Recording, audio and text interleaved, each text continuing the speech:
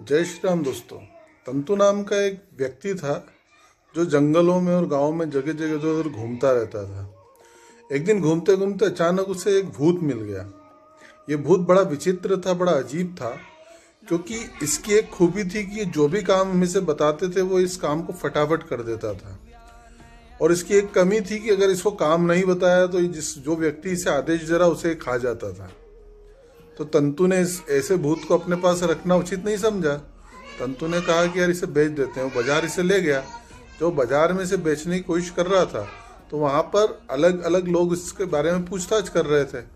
काफ़ी सारे ग्राहक आए चले गए, लेकिन एक सेठ रघुवीर नाम के व्यक्ति उनके पास आए। उन्होंने कहा क्या है तुम्हारे पास? उसने कहा भूत है। अरे भूत? हाँ, बहुत खतरनाक भूत है, जो भी काम बता दें फटाफट कर देता है।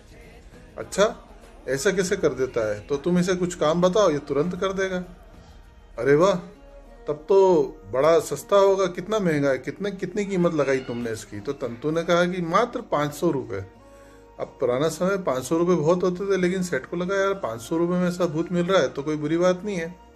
उन्होंने उसको क्रय कर लिया। अब उन्होंने उसको यही बात बताई कि अगर तुमने इसे काम नहीं बताया तो तुम्हें खा जाएगा, तो इसलिए इसको काम बताना बहुत ज़रूरी है। तो कहा ठीक है, मैं इसे काम बताता रहूँगा। वो उसे घर ले गए, एक दो काम बताए, फिर एक दो काम बताए। अपने शहर के आसपास के काम बता रहे थे तो वो जो भूत था वो उसे फटाफट करके आ रहा था।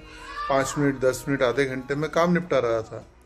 फिर उन्होंने, चूंकि इन सेठ जी का बहुत बड़ा व्यवसाय था, आसपास के शहर और विदेशों तक इनका व्यापार फैला हुआ था, तो इन्होंने उसको फिर कहा कि एक काम करो, पास के एक शहर से पैसे लेके आने, वो ले आओ।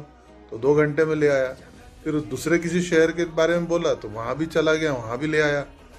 अब ये परेशान हो गए। इन्होंने जो है इस तरह से उसको काम बताते बताते खुद थक गए। अब ये क्या करें, इन्हें समझ नहीं आ रहा था। अगले दिन जब सुबह वो उसे काम बताए रहे थे, वो कुछ काम करने गया। इस बीच एक संत आए।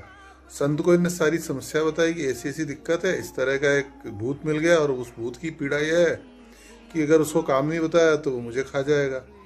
तो संत हंसे और उन्होंने कहा कोई बात नहीं, घर के सामने एक बड़ा सा बांस उगाने का बोल दो उसे।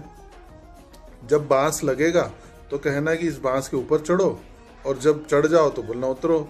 चढ़ते उतरते रहो जब तक अगला काम ना बताऊं।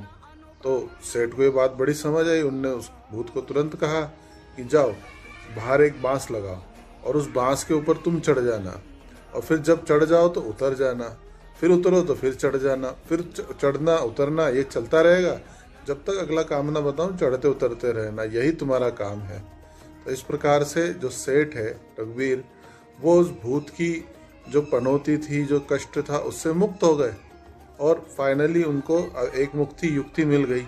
इसी प्रकार से हमारे मन के अंदर भी कई सारे भ्रम और वहम होते हैं, और हम चाहकर भी और इस तरह के जो भूत हमारे मन में घूमते रहते हैं, उनके चक्कर में पड़े रहते हैं और वो काम नहीं कर पाते जिन कामों को करने के लिए हमने इस संसार में जन्म लिया है। तो निश्चित रूप से हमें इस तरह के काम करने के लिए अपने जन्म को सार्थक करना पड़ेगा। जय हिंद, जय जय श्री राम।